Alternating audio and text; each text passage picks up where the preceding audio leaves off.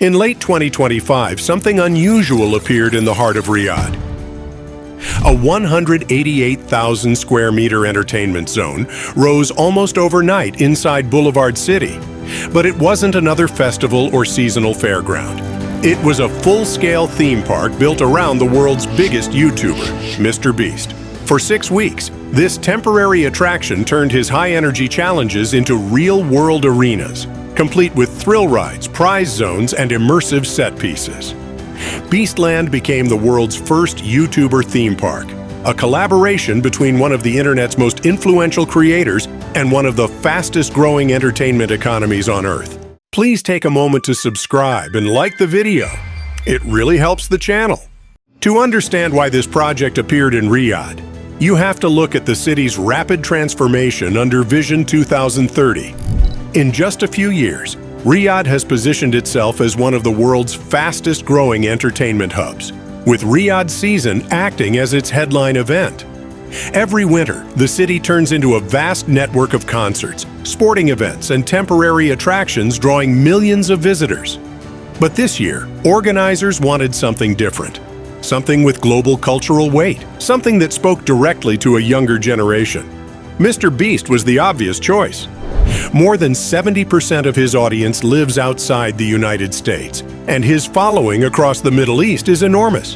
His videos reach hundreds of millions of viewers, giving him a scale few entertainment brands can match.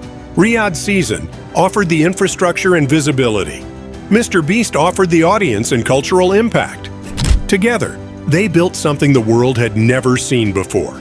A full-scale theme park based on the internet's biggest creator, delivered as a 6-week mega project in the middle of Boulevard City. Temporary installations have become a defining part of Saudi Arabia's entertainment strategy. But none have attempted anything on the scale of Beastland. Constructing a functioning theme park in a matter of months is exceptionally challenging. Beastland had to be designed, shipped, assembled, tested, and opened before mid-November, with the entire build destined to close again on December 27th. To meet that deadline, engineers relied heavily on modular construction. Prefabricated structures arrived in container-sized sections that could be stacked, linked, and fitted out with lighting, power, and safety systems in record time. Many of the rides were flown in from specialist suppliers across Europe and the United States, using steel frames engineered specifically for rapid deployment at seasonal events. Walkways, plazas, challenge arenas, and food courts all had to be connected to utilities while fitting within the tight footprint of Boulevard City. Hundreds of workers moved across the site day and night, laying foundations, bolting rides into position, and stress testing every machine long after the rest of the city had gone to sleep. The final result was a fully operational theme park assembled in weeks rather than years. Stepping into Beastland felt like walking straight into one of MrBeast's videos.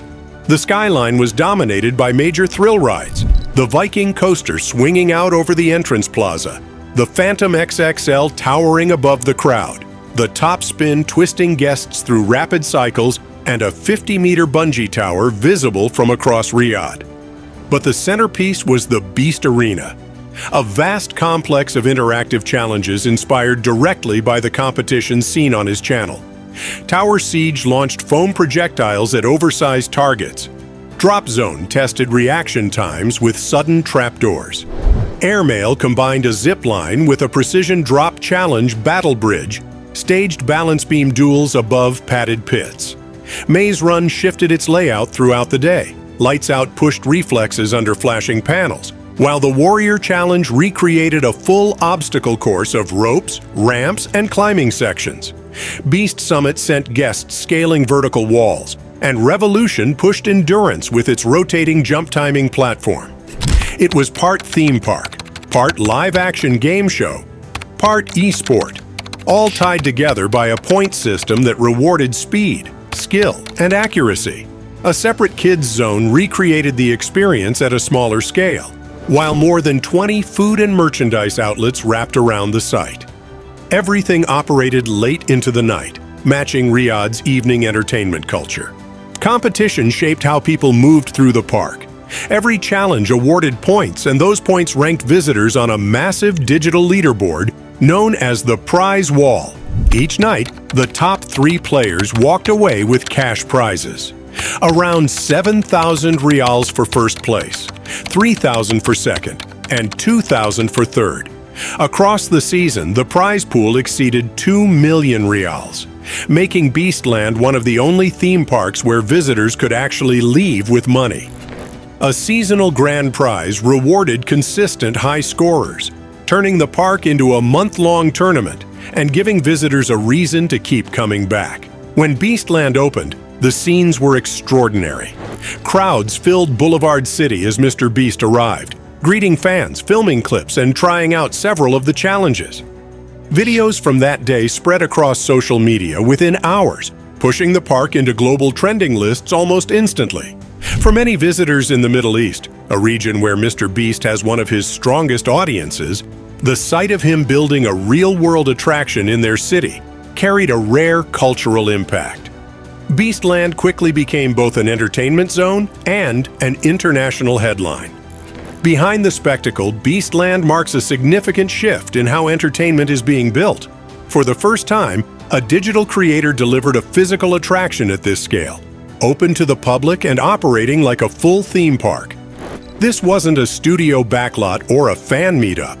It was large-scale engineering shaped around an online personality, a blend of built infrastructure and digital culture. Governments are increasingly aware of the value creators bring. For Saudi Arabia, partnering with MrBeast aligned with tourism goals and helped position Riyadh as a next-generation entertainment destination. Beastland could become the first of many creator-driven megaprojects, permanent zones, moving tours, or even dedicated districts in future cities. Not everyone supported the project. Online debates questioned MrBeast's partnership with Saudi Arabia, with critics highlighting human rights concerns and accusing the project of serving as soft power promotion. Others questioned the cost of building a large attraction that would last just 6 weeks. But none of this slowed attendance. Crowds remained high throughout the season, and videos from the park continued circulating worldwide. Whether praised or criticized, Beastland captured global attention. As the closing date approaches, the future of Beastland remains unclear. No permanent version has been announced, but its popularity has sparked plenty of speculation. It could return as a seasonal Riyadh event, reappear in different countries, or evolve into a permanent creator zone as part of a larger Gulf mega project. Ultimately, its future depends on how far MrBeast and his partners want to push the concept. At first glance, Beastland looks like a fun seasonal attraction. But beneath the rides and challenges is something far more important. It stands as a prototype for a new kind of entertainment, one where online creators begin building in the real world, shaping physical spaces around the digital worlds they've made. It raises a striking question. What happens when the world's biggest creators start building at real-world scale?